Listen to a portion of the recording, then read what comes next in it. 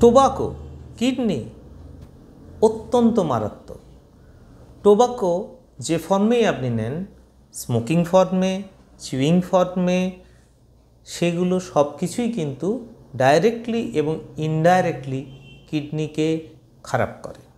যাদের ডায়াবেটিস আছে, হাইপারটেনশন আছে, তাদের ক্ষেত্রে কিন্তু রিস্ক অনেক বেশি। সুতরাং টোবাকো থেকে কিডনির ডিজিজ হবে এটার সম্ভাবনাই বেশি। টোবাকো থেকে আর্টারিগুলো নষ্ট হয়ে যায়, plus tobacco itself is toxic for kidney. সুতরাং কিডনিকে যদি ভালো রাখতে চান, stop chewing tobacco and stop smoking.